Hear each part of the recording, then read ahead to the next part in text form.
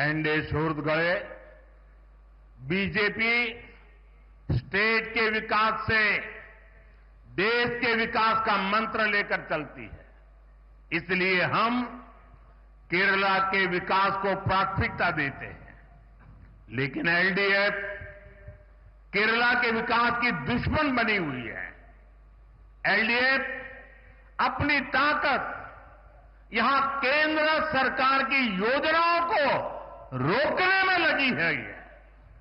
LDF Kerala में PM Awas Yojana urban का next phase लागू नहीं कर रही।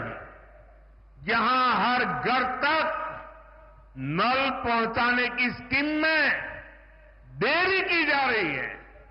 एलडीएफ सरकार नहीं चाहती कि गरीबों के बच्चे भी पीएमसी जैसे आधुनिक स्कूलों में पढ़ाई करें। यहां की राज्य सरकार इस योजना के लाभ से केरला के स्टूडेंट्स को दूर रख रहे हुए हैं।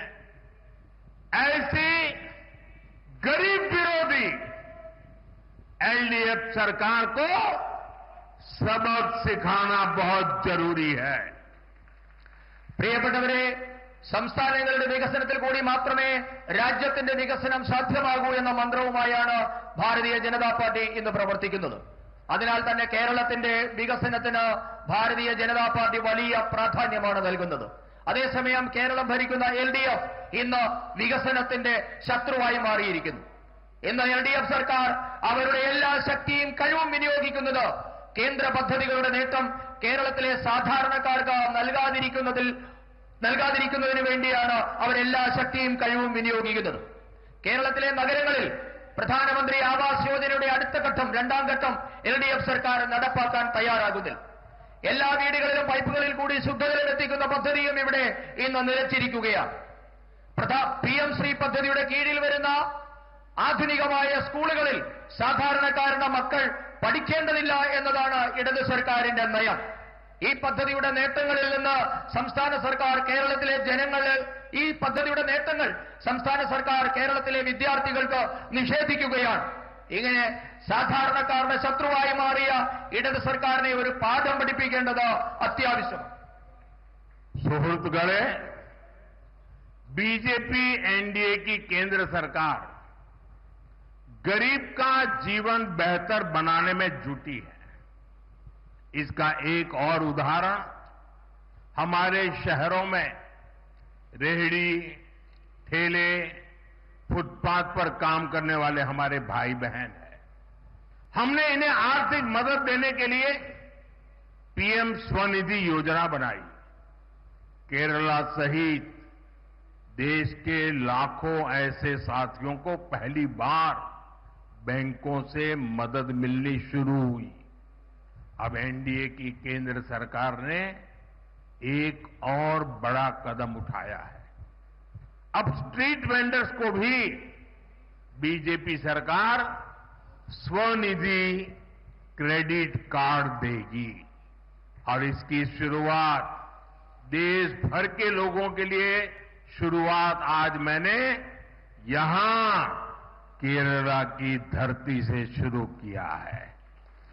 പ്രിയപ്പെട്ടവരെ, ഭാരതീയ ജനതാ പാർട്ടി നയിക്കുന്ന കേന്ദ്രത്തിലെ എൻഡിഎ സർക്കാർ സാധാരണക്കാരുടെ ജീവിതം മെച്ചപ്പെടുത്താൻ പ്രതിജ്ഞാബദ്ധമാണ്. ഇതിന് ഏറ്റവും ഒടുവിലത്തെ ഉദാഹരണമാണ് നമ്മുടെ തെരുവ് കച്ചവടക്കാർ, തട്ടുകടക്കാർ, വഴിയോര കച്ചവടക്കാർ എന്നിവർക്കായി കേന്ദ്ര സർക്കാർ നടപ്പാക്കുന്ന വിവിധ പദ്ധതികൾ. ഈ വിഭാഗത്തിൽപ്പെട്ട ദുർബലരായ മനുഷ്യരെ സാമ്പത്തികമായി സഹായിക്കാൻ വേണ്ടി നാം പ്രധാനമന്ത്രി സ്വനിധി പദ്ധതി നടപ്പാക്കിയിട്ടുണ്ട്. കേരളം ഉൾപ്പെടെയുള്ള നാടുകളിലെ ലക്ഷക്കണക്കിന് പാവപ്പെട്ട മനുഷ്യർക്കാണ് ഈ പദ്ധതി മൂലം പ്രയോജനം കിട്ടുന്നത്. ലക്ഷക്കണക്കിന് സാധാരണക്കാർക്ക് പിഎം സ്വനിധി പദ്ധതി വന്നതുമൂലം ബാങ്കുകളിൽ നിന്ന് ആദ്യമായി സഹായം കിട്ടാൻ തുടങ്ങിയിരിക്കുന്നു. ഇപ്പോൾ ഈ പാവങ്ങളെ സഹായിക്കുന്നതിന് വേണ്ടി കേന്ദ്ര സർക്കാർ മറ്റൊരു സുപ്രധാന ചുവടുകൂടി ഇന്ന് വെച്ചിരിക്കുകയാണ്. തെരുവ് കച്ചവടക്കാർക്കും ക്രെഡിറ്റ് കാർഡ് കിട്ടുന്ന പദ്ധതി, ഇവിടെ രാജ്യത്തെ മുഴുവൻ തെരുവ് കച്ചവടക്കാർക്കും പ്രയോജനം കിട്ടുന്ന ഈ പദ്ധതിയുടെ രാജ്യവ്യാപകമായ ഉദ്ഘാടനം അല്പസമയം മുമ്പ് കേരളത്തിന്റെ ഈ പത്മനാഭന്റെ മണ്ണിൽ വെച്ചാണ് ഞാൻ നിർവഹിച്ചത്. एनडीए सुहृदगढ़ 2014 से पहले दिल्ली में 10 साल तक लेफ्ट के समर्थन से कांग्रेस की सरकार चलती थी। उस दौरान केरला के किसानों या यहां के फिशरमैन के लिए ना लेफ्ट ने कुछ किया और ना ही कांग्रेस ने कुछ किया। दिल्ली में सरकार में बैठे थे तब भी नहीं किया। किसानों के नाम पर जो झूठे पैकेज घोषित होते थे उसका पैसा कांग्रेस और लेफ्ट के लोगों की जेब में पहुंच जाता था।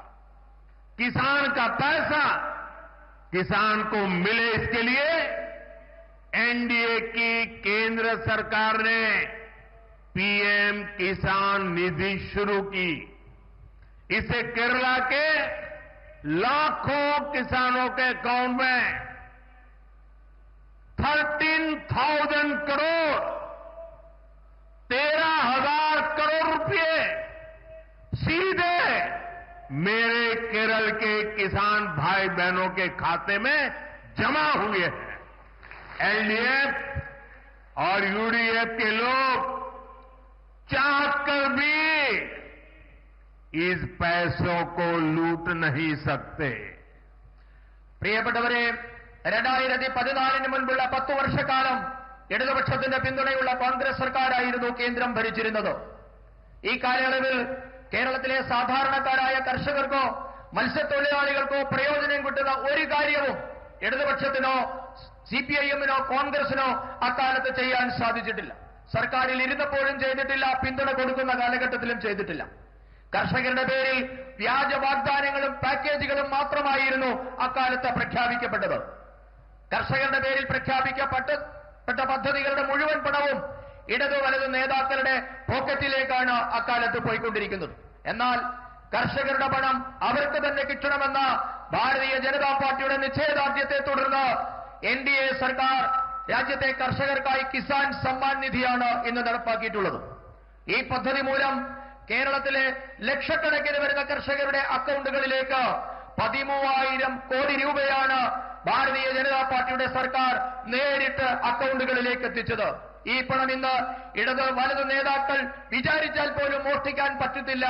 ആ പറ്റാത്ത തരത്തിലേക്ക് കർഷകർക്ക് നേരിട്ട് പണം എത്തിച്ചിട്ടുണ്ട്. सुहृदगढ़ फिशरमैन का हित भी एनडीए की प्राथमिकता है। पीएम मत्स्य संपदा स्कीम के तहत केरला को 1400 करोड़ रुपीस की मदद मिली है।